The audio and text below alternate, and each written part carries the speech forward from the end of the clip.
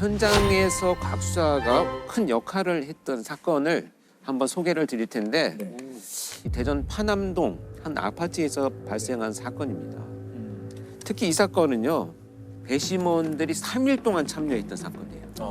그래서 제가 그 전문가 증인으로까지 출석을 했던 그런 사건입니다. 고개가 갸우뚱거릴 내용입니다. 제가 한번 그려볼게요.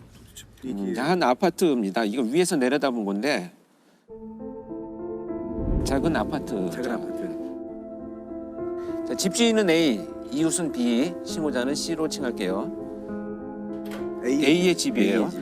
B와 C가 저녁 8시 30분에 들어왔는데 10시 반경에 C가 밖으로 나가게 됩니다. 1시 반에 돌아온 이 C는 피를 흘리고 쓰러져서 2명이 있다 그러면 신고를 합니다. 둘이 싸워서 하나는 죽고 하나는 굴러다니고 있다.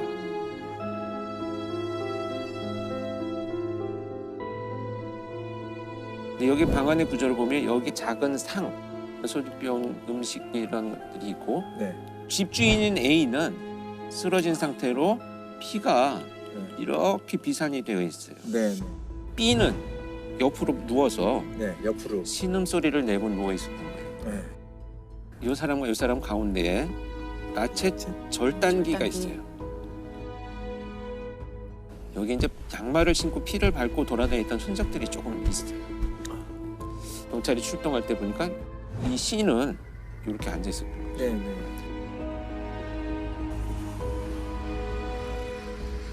1시 반에 다시 왔다고요?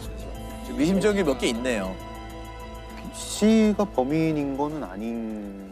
장강민 선생님이 얘기한 것처럼 의심스러운 거는 지금 C잖아요. 그렇죠. 그러면 가장 먼저 이제 확인을 해봐야 될 것이 CCTV입니다.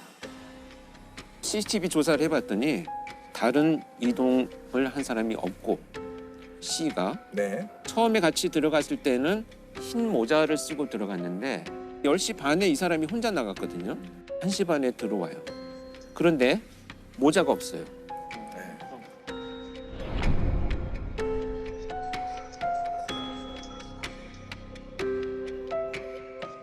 그리고 C가 이 사람의 진술은 뭐냐면 간략히 하자면 둘이 싸우고 쓰러지고 사망을 했기 때문에 화가 나서 살아있는 사람을 뺨을 때리고 이거 범행도구구나 하고 들었다가 아차 싶어서 내려놨대.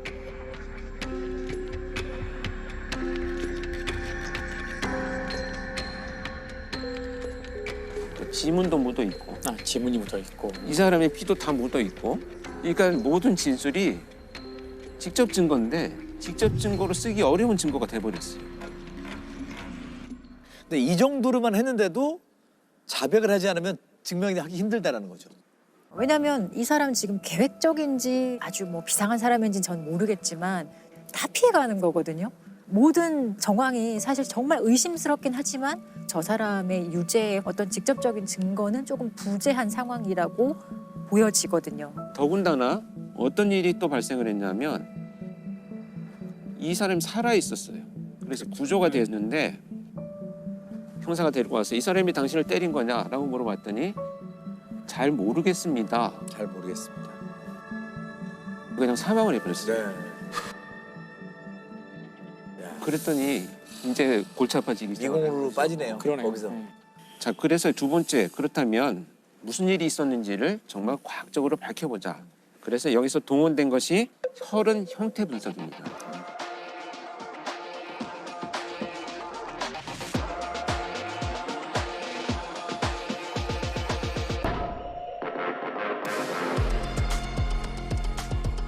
혈흔의 기본 원칙은 혈흔은 날아오는 각도에 따라서 지름의 크기가 다르다라는 원칙을 갖고 있어요. 그래서 만약에 직각으로 떨어진 경우에는 동그랗게 똑 떨어지니까.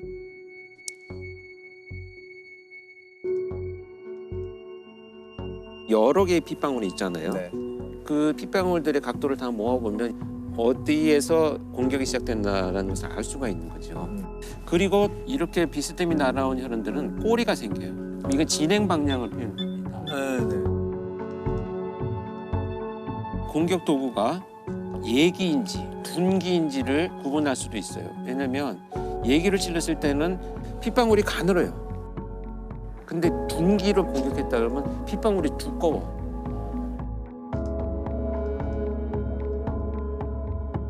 뭐 오른손으로 때렸는지 왼손으로 때렸는지 뭐 두 대 때렸는지 뭐 다 분석할 수 있는 거죠. 혈흔 형태 분석 결과에 의하면 A라는 집주인이 서 있는 상태에서 공격이 시작돼갖고 쓰러졌는데도 계속 약 80회를 공격했다는 것이 밝혀졌어요. B는 머리를 공격받고 쓰러져 있다가 이불 위에 이렇게 피가 고여 있고 의식이 들면서 이렇게 뒹굴러 나왔다는 거죠. C가 주장하는 바에 의하면 둘이 싸웠어야 되잖아요. 문제는 이 사람과 이 사람 중간 어디에도 서로의 혈흔이 겹친 게 없어요. 그러니까 이 두 사람은 접촉이 없었다는 얘기예요. 둘이 엉겨붙을 일은 없었다. 그렇죠. 그리고 혈흔 족적이 네. C가 양말을 신고 이동하면서 묻은 족적의 크기와 같다는 네. 것이 일단 밝혀졌고요.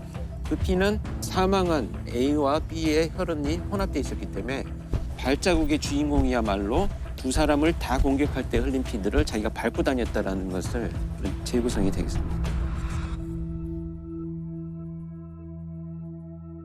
끝까지 부인을 했어요. 그래서 수사팀에서 이제 요청이 와가지고 제가 면담을 했어요. 이 용의자를. 근데 객관적으로 증거가 있으면 기소를 하고 그렇지 않으면 빨리 혐의를 풀어달라. 이렇게 자신의 결백에 대해서 과도한 자신감을 보이고 있었고요. 그건 C일 수밖에 없다라는 게 혈흔 분석을 통해서 나왔는데 무슨 배짱으로 이렇게 부인할 수 있을까? 지금 이 사람의 진술은 몇 가지 특징적인 것만 분석을 해보면 신고 당시에 하나는 죽어있고 하나는 살아서 뒹굴러 다니고 있다는 표현을 했거든요. 지금 사람이 피 흘리고 쓰러져 있을 현상을 신고하는 것이 가장 적절한 그 표현인데 이미 죽었다는 것을 자기가 단정을 해버렸고 또 하나는 굴러다니고 있다. 이 사람이 죽였을 거라는 것을 암시하는 표현의 신고예요. 두 번째는 이제 정서적인 표현이 너무 생략돼 있어요. 예를 들면 진짜 사람이 하나 죽었는데 너무 놀랐어요라고 한 정서 표현이 완전히 배제되고 얘가 범인이야 라는 형식의 결론적인 것들만 신고하고 진술을 했기 때문에 범인으로 몰아가면 나는 좀 빠져나갈 수 있지 않을까라는 생각을 아마 현장에서 했을 것이다. 정말 끝까지 본인의 자백이 없었지만 흉잡힌 재판을 범인이 수행했어야 돼. 국민참여재판으로 더 이걸 호소하자. 자신 있었던 거지. 1년 동안 체포도 못하고 니들이 뭘 가지고 하는 거지라는 자신이 있었던 것 같아요. 그래서 재판이 진행되는 과정에서 3일 동안 배심원들이 참여를 하셨잖아요. 저는 이제 3일째 되는 날 제가 이제 증인으로 출석을 했는데 배심원들이 만장일치로 유죄를 선고를 합니다. 그래서 17년의 형을 선고를 받습니다. 정황 증거만으로 유죄를 받았네요. 그 정황 증거들이 사실 직접 증거 정도의 역할을 할 정도로 아주 많이 모아지고 이 정황 증거끼리 연결되고 이제 고리를 형성해서 아주 강한 어떤 증명력을 가졌을 때 이 정도면 어떤 유죄의 심증을 형성할 수 있다 이렇게 저희 표현하는데 정말 이 사건은 곽 수사의 전 분야죠. CCTV, 혈흔, 프로파일링까지 동원돼서 과학적인 단서들을 바탕으로 해서 진실을 밝혔다 이렇게 볼 수 있습니다. 이렇게 만을 좀 둘러보다 보니까 사건과 관련되어 가지고 여러 또 이제 기억들이 떠올라서 저는 이게 참 약간의 어떤 직업병인 것 같아요. 근데 그 2015년에 있었던 사건인데요. 여기 이제 시화호에서 갑자기 시신이 하나 발견이 됐는데 몸통만 발견됐어요. 몸통이요? 몸통만. 시화호에서 토막난 시신 일부가 발견됐습니다. 발견 당시 여성의 상체만 있었던 것으로 전해졌습니다. 경찰은 숨진 여성이 누구인지를 확인하는 게 사건 해결의 시작으로 보고 숨진 여성의 신원을 찾고 있습니다. 발견이 되면 가장 먼저 이제 병원 영안실로 이동을 해서 거기서 이제 검시를 하거든요. 그래서 저는 이제 이 몸통 시신이 발견됐을 때 제가 검시를 할 때 참여를 했었는데 이 시신을 훼손한 도구가 굉장히 특이했었어요. 그러니까 아주 계획적이지 않고 아주 결들이 좀 조잡하게 이렇게 훼손이 되어 있어서 이게 이 사건이 벌어진 장소나 범행 도구가 대충 이제 추정이 될 정도로 가정집일 것이다라는 이제 추정만 하고 있었던 상황이죠. 한 이틀 정도 후에 이제 나머지 얼굴하고 뭐 손 이런 부위들이 이제 발견이 됐습니다. 못 찾겠다 했는데 정말 과학적으로 잘 설명이 안 되는 장소에 딱 걸쳐 있었어요. 우리 경찰에서는 가끔 그런 표현을 합니다만 너무 억울한 나머지 떠내려가지 않고 발견이 됐다 이렇게 표현을 하는데, 근데 이제 좀 빨리 발견되다 보니까 그나마 지문 채취가 가능해서 신원을 확인을 했는데, 그 당시 이제 41살의 여성이었었어요. 그 결혼을 해서 둘이 살고 있던 누군가의 아내인데, 그래서 신원이 밝혀졌는데 문제는 뭐냐면 그 남편이 아내가 이렇게 며칠 동안 실종이 되어 있는데 미기가 신고를 안 하고 있었던 거예요. 실종 신고를.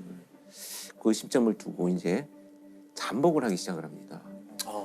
며칠째 잠복을 하고 있다 보니까 이 사람이 비닐백 같은 쇼핑백을 들고 집을 나와가지고 어느 건물 옥상에 올라갔다가 내려오는데 손에 아무것도 없는 거예요. 네. 그래서 잠복을 하고 있던 경찰이 가서 뭔가를 확인해 봤더니 남아있던 아내의 시신 조각이었던 거예요.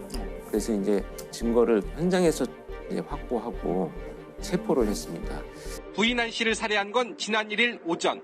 다음날 김하일은 시신을 집에 두고 여느 때처럼 자전거로 출근했습니다. 퇴근해서는 시신을 잔인하게 훼손했고 자전거로 2번에 나눠 유기했습니다. 피해자가 누군지 확인되면서 수사망이 좁혀오던 어제와 오늘. 김하일은 결국 집에 숨겨둔 나머지 시신도 근처 빌라 옥상에 숨겼지만 그 과정에서 경찰에 확증을 줬습니다. 살해 동기는 돈 때문에 일어난 부부싸움. 카지노에 빠져 고향의 집살돈을 모두 날린 게 화근이었습니다. 범행 동기가 뭐야? 라고 했더니 월급 안 주고 또 도박을 했느냐라는 말 때문에 죽였다. 뭐 이렇게 지금 얘기를 하고 있거든요. 그동안에 수많은 범죄를 봐왔지만 이것은 동기가 아닙니다. 결국은 이 사람이 갖고 있는 변명이나 이런 것들이지, 아내를 살해하고 그렇게 완전히 훼손해서 그냥 바다에 갖다 버린다는 거는 뭐 그가 가진 잔혹성의 어떤 그 대표적인 행위죠. 이제 그 이렇게 많이나 바다에 시신을 유기하는 경우에는 이제 증거를 인멸하는 것이 가장 목적인데, 문제는 여기까지 이동을 해야 되니까 거의 대부분이 훼손되어 있는 경우가 많아요. 또 한 가지 어려운 점이 있다면, 그 나머지 시신의 일부를 발견한다고 해도 지문으로 신원을 확인하기가 되게 어렵습니다. 그렇죠. 이제 열기나 이런 습도에 특히 예민한 곳이 그 손끝인데, 이 손이라든지 이런 데 표피가 다 손상이 많이 간 경우에도 알아낼 수 있을까요? 어떤 방법을 쓰냐 하면 잉크를 바릅니다. 잉크를 여기다 바르는데 우리가 생각하시는 것처럼 완전히 뭐 물감을 칠하듯이 잉크를 바르는 게 아니고 지문 융선이 보이도록 정말 기술적으로 잉크를 발라요. 발라놓고 접사 렌즈로 사진을 찍습니다. 그래서 그 지문 융선이 마치 지문을 찍은 것처럼 가장 잘 확인이 되고, 그것도 안 되면 그 실리콘 러버라고 해서 이제 실리콘을 혼합을 해가지고요, 골무처럼 이렇게 만들어서 덮어요. 그다음에 그걸 빼서 뒤집어가지고 내 손가락에 끼고 찍어요, 지문을. 그럼 지문이 찍히면서 융선이 보입니다. 네. 이것도 안 되면 거프를 벗겨냅니다. 여기 이게 피부를 피부를 벗겨서요? 벗겨내서 속에도 어떤 흔적이 있나요? 속지문이 있어요. 이 지문이 표면에만 있는 게 아니고 이 손 네. 안까지 속지문이 또 있어요. 근데 그거를 채취해가지고 신원을 확인하는데,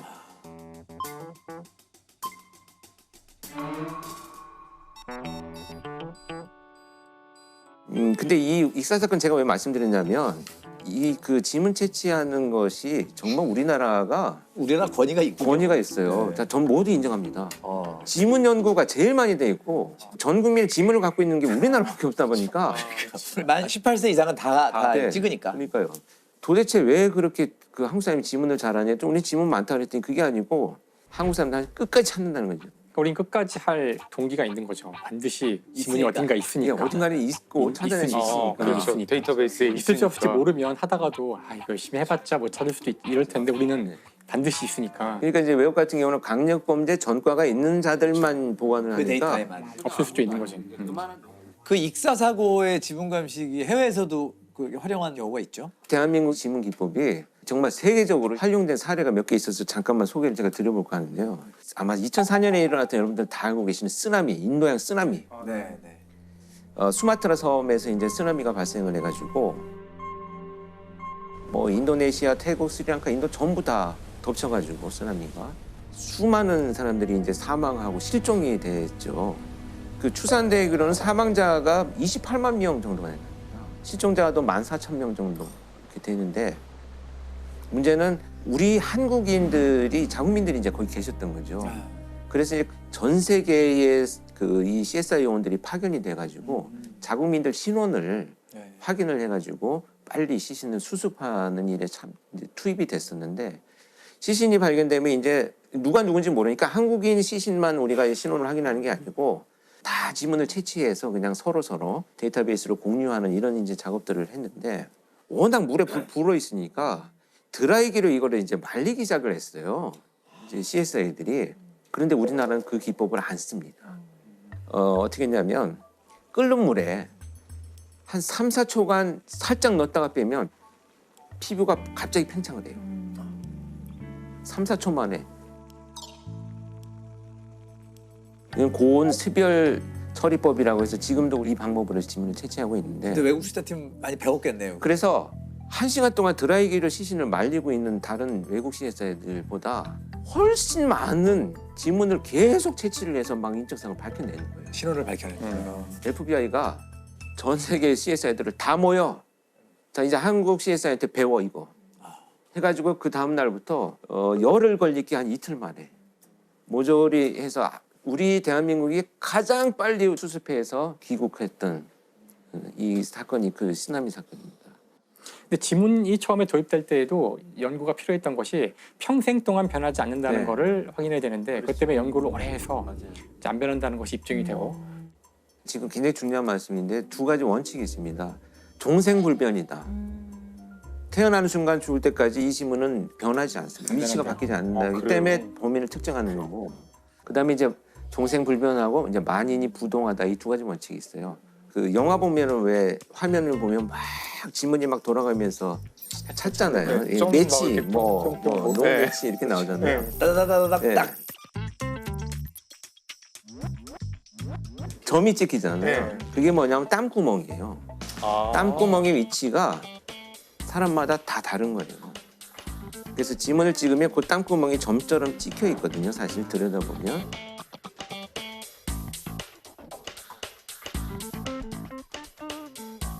그 위치에 똑같은 장소에 그것이 있어야 이 사람이 동일 지문 판결을 하는데 우리나라는 굉장히 엄격해서 14개가 넘어야지 동일인으로 판정을 하게 되어 있죠.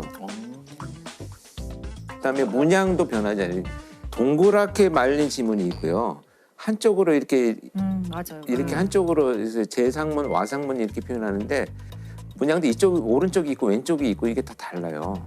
그 번호들이 다 있어서 만약에 장강명 선생님이다 그러면 이 지문 번호가 있어요. 78931 뭐 이렇게 해가지고 번호가 있어요. 그러면 그 번호를 찾아요.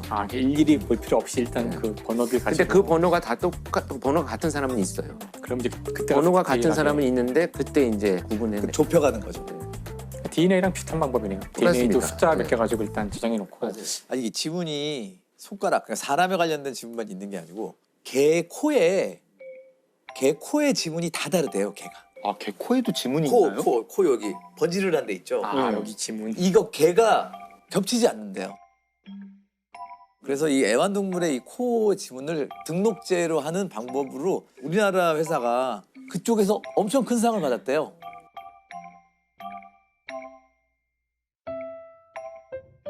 비문. 비문이죠. 보호자가 각각 다른 두 마리의 포메라니안 강아지. 그냥 보기엔 구별이 쉽지 않은데요. 강아지의 비문을 찍어 식별해보니 찾고자 하는 강아지가 아니라고 나타납니다. 기가 막히다. 예. 갑자기 생각났는데 판다곰이 눈이 이렇게 멍이 있잖아요. 네. 그게 다 다르대요. 그래요? 지문처럼. 그걸로 구분한대요, 자기들끼리.